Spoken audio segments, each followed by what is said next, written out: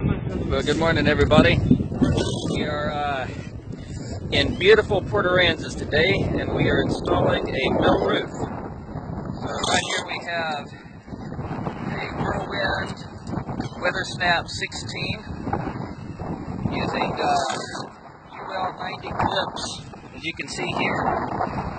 And then, so it's a very high wind application. You can see down here, we're doing it every 6 inches on center for the first the first 4 feet up, and then 24 inches on center for the rest of the way. But yeah, it's a beautiful location, beautiful harbor here.